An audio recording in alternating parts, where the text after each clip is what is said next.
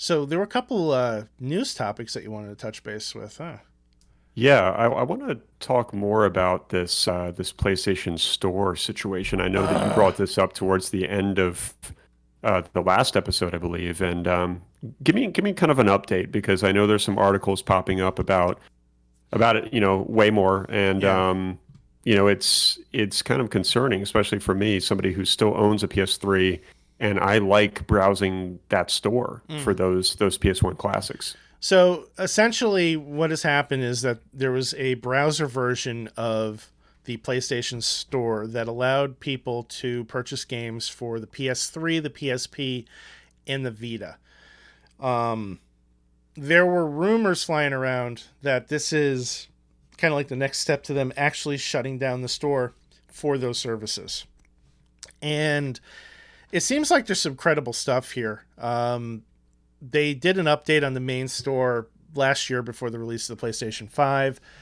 And if you go onto that main hub, you can only find games for the PS4 and the PS5. You cannot find games for the PS3, the PSP, or the Vita. Um, but if you had like the original links to the older systems, you could still find those games. Those pages were still live. Mm, Um, as of right now, you're still able to go through the device to make your purchases, but there's a strong rumor that the stores are going to be shut down permanently in July. Sony has not spoken out about this. They have not issued any comment.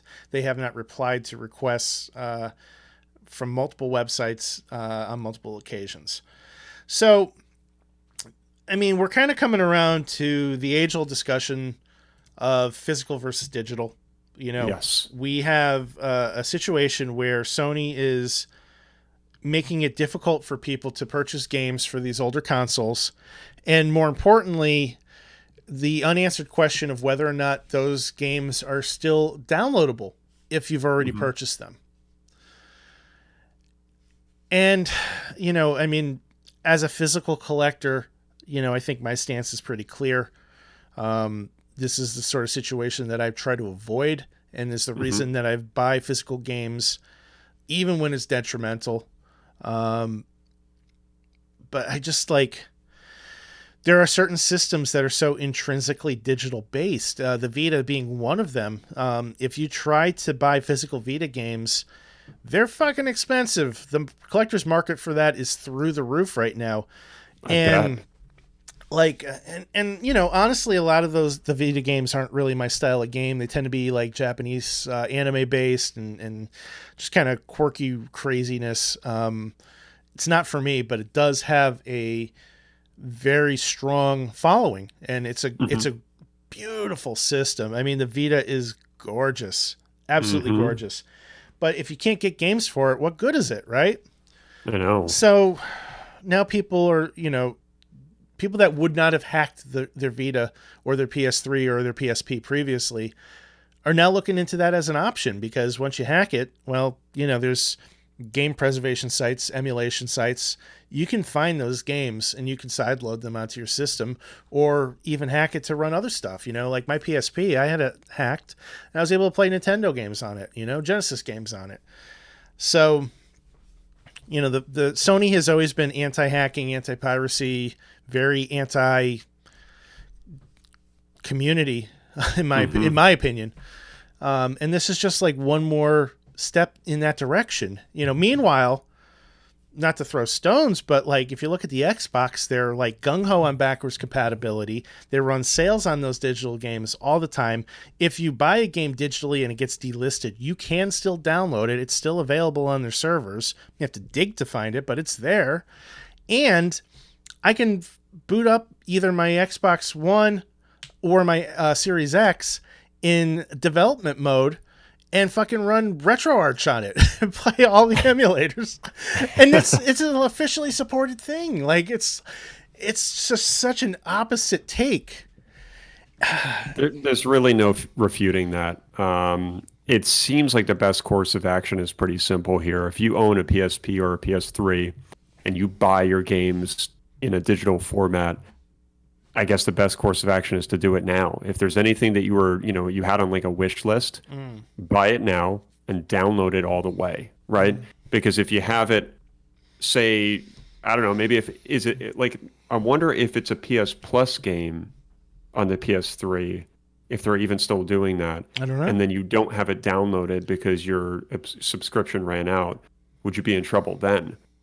Well, I mean, do the PS Plus games continue to work after your subscription expires? I don't think they do. They don't. So what happens is you have to have the subscription in order to load the game, but you'll still have it. So like it'll be there showing that you had it at one point. You just can't play it unless your subscription is active. Right. I agree. And real quick from the Twitch chat, Data Dive says Sony should have its first party titles from PS1 to now all available in some capacity. And I agree 100%. It's like the PlayStation, all the PlayStations have had gigantic libraries and a lot of shovelware. So I get that it's not feasible to have every single game. The rights issues are massive. I mean, even Xbox, which has put thousands and thousands of man hours into ensuring backwards compatibility for as many games as possible, like it's just not possible to get the rights to do every single game. So I get that, but your first party titles, yeah. There's no reason that those should not be available in some capacity for download. And you don't need to charge people an arm and a leg. $5 a game. Like if I want to play Twisted Metal 2 on my PS4, I'll pay $5 for that. Mm-hmm. Why not? That's a fucking great game. Yeah, it really seems like Sony is just kind of clearing out the closet, and unless you've got a PS5 in that closet, then you might as well kiss it goodbye. Pretty much, Epic Outro says he needs to charge up his Vita to make sure he has all the games he will still never get around to playing. Ain't that the truth? Amen, brother. Amen. Yeah, man. I just, I know that we've been spoiled with backwards compatibility lately. I know that wasn't always the case. This wall of cartridges behind me is proof of that. But, we're now living in a time where it is not difficult to get games to run on any processor it needs to. And there's no reason that these games should not be available. Sony can market them as classics. They can market them as specials. They can market them however the fuck they want. I guarantee you somebody is going to be out there who has a PS5 and he's saying to himself, man, I wish I still had my PlayStation 1. I wish I could fire up Siphon Filter or the original Resident Evil, whatever. And, that option is not there for him or her unless they get a original system with a scratched up disc from some third-party seller on eBay or Goodwill. Maybe they get lucky at Goodwill, or they go to their local friendly retro shop and they pay an arm and a leg. That's just it, man. I mean, I love the idea that I can buy Final Fantasy 9 or whatever on the PS3, the PS1 Classic, and then use the internal memory card system. And you just have that ability to do that. I just, to have that taken away, I don't really see the purpose in it. I get that they're, kind of cleaning house, but I don't know, man. It's an odd thing. Dude, like, hard drive space is so cheap, right? So it is. To put in perspective, right? A CD. So those PlayStation 1 discs were on compact discs, right? 650 megabytes, I think, was the size. Not sure. I'm gonna look this up. This could be great podcasting. I want to say it's 650 megabytes. So, CD storage size. Maximum of. All right, I guess there's some error correction. 847 megabytes for one CD. Okay, that's less than a gig.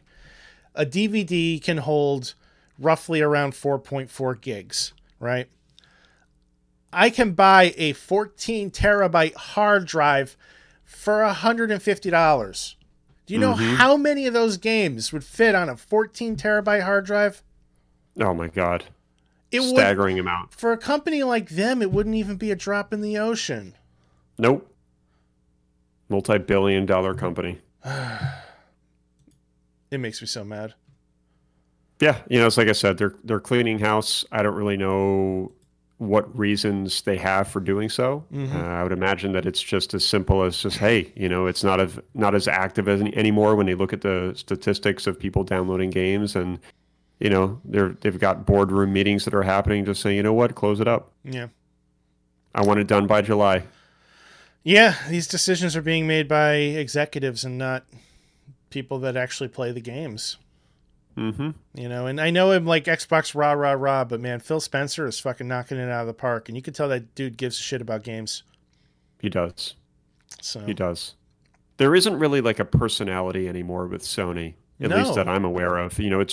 It's just Sony. It's Sony, it's PlayStation, Mm-hmm. it's PS5, but who's behind it anymore? There's Couldn't tell you. no figurehead. There's no what's his name? Reggie Fils-Aimé. Mm-hmm. There isn't that guy.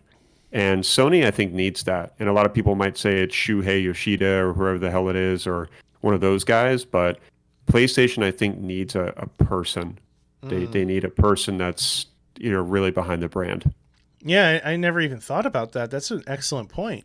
Because Nintendo's got Doug Bowser now, and I can't believe that's his real last name. I Apparently. know it's mind blowing, but like he hasn't really done much since he's taken over the office that I'm aware of. It's been like Reggie was way more front and center than Doug is, right? Mm-hmm. But Phil Spencer's out there like.